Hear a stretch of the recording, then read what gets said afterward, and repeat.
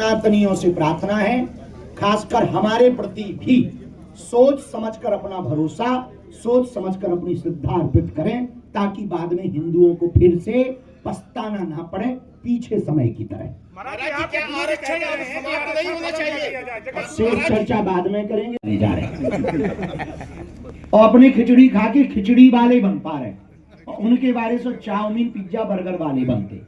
तो हम यही चाहते हैं इस देश में शिक्षा नीति में सुधार हो, लेकिन उसके लिए सरकार भर का कदम नहीं हो सकता, हम लोगों को भी वो कदम आगे बढ़ाना पड़ेगा। हमारे कहने भर से देश में बदलाव नहीं होना है, प्रत्येक व्यक्ति को ऐसी विचारधारा से भरपूर होना पड़ेगा, तभी प्रदेश में, उत्तर प्रदेश में बदलाव होगा, तभी मध्य प्रदेश में बदलाव होगा, तभी देश में बदलाव। ये दुर्भाग्य की बात है कि बांदा का युवा पलायन कर रहा है। हम प्रार्थना करेंगे कि युवाओं, बहुत से रास्ते ऐसे हैं, उन रास्तों पर चलना प्रारंभ करो, अपना खुद का मार्केट बनाओ, खुद के बिजनेस पर आओ। भगवान ने चाहा तो तुम्हें बांदा में जाने की आवश्यकता नहीं, बांदा ही एक दिन युवाओं को यहाँ पर प्रेरित करके बुलाएगा।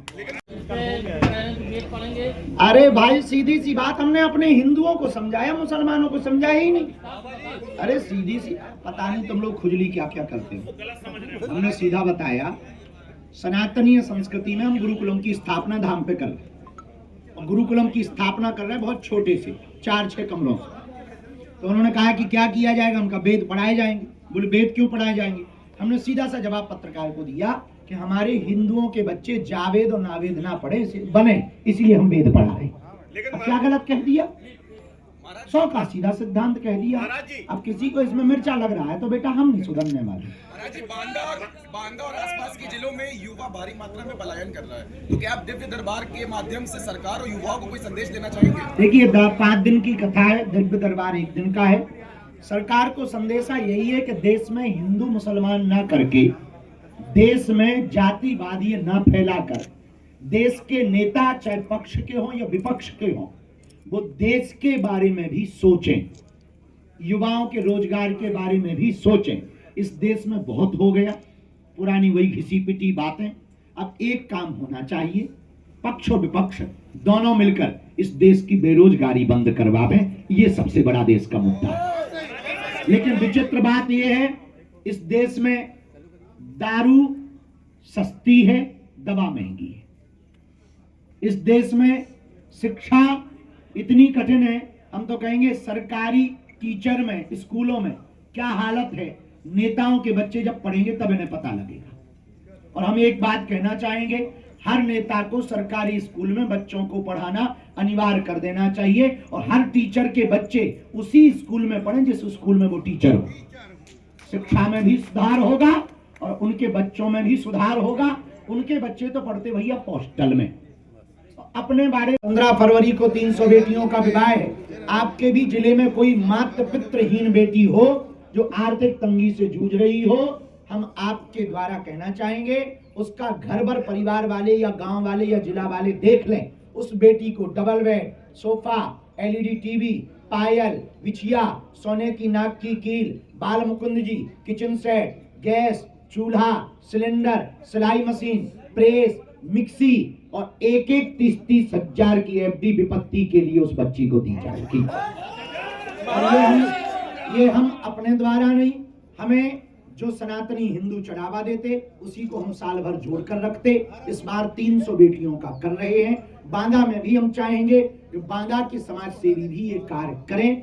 दूसरा, बागेश्वर धाम पर 2027 के अंत तक हर हाल में कैंसर हॉस्पिटल प्रारंभ कर दिया जाएगा। ये बुंदेलखंड के लिए सबसे अद्भुत बात है कि अपने बुंदेलखंड में कैंसर हॉस्पिटल फिर से, कैंसर हॉस्पिटल बहुत अद्भुत तरीके से, अभी तक मंदिरों में, अस्पतालों में मंदिर थे, अब मंदिर में अस्पताल होगा। माननीय प्रधानमंत्री जी फिर से आ रहे हैं उद्घाटन करने के लिए। अटल पे होना बहुत कठिन है, प्रैक्टिकल काम किया जाए, राज्य बने या ना बने, हर जिले में बागेश्वर धाम जैसा अस्पताल खोला जाए।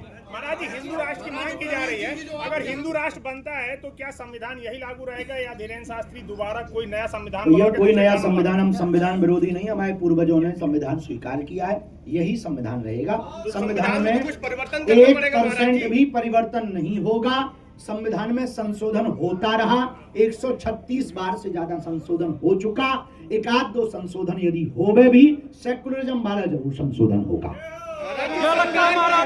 संविधान को बदलने की आवश्यकता नहीं है, संविधान यही रहेगा, यही चलेगा। और जो संविधान को मिटाने की, संविधान को बदलने की या डॉक्टर भीमराव अंबेडकर पर टिप्पणियां करते हैं, हम एक बात बहुत अच्छे से कह सकते हैं, कहीं ना कहीं ये कुंचित और छोटी मानसिकता की विचारधारा है। संविधान हम सबके पूर्वजों ने स्वीकार किया, तो हम लोगों का भी वो दायित्व है। सनातन धर्म में रहते हुए जाति क्या काम?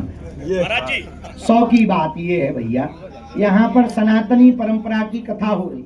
हम हिंदू मुसलमान करने नहीं आए, मुसलमानों को आना है तो स्वागत है, बुराई नहीं है, आओ तो वेलकम, तुम्हारा घर है, पुराना घर है, जान पहचान का घर है, आना है तो कोई बुराई नहीं है। लेकिन यदि तुम्हें हिंदुत्व से परहेज हो तो तुम्हें आने की जरूरत क्या है? घर पे ही टीवी में हमारे प्रवचन सुनो, हम ऐसा शीशा भरते हैं बेटा प्रवचनों में ही कि तुम घर पर ही फुदकोगे।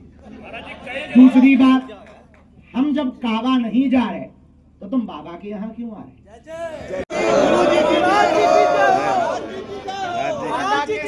पत्रकारों की जय हो।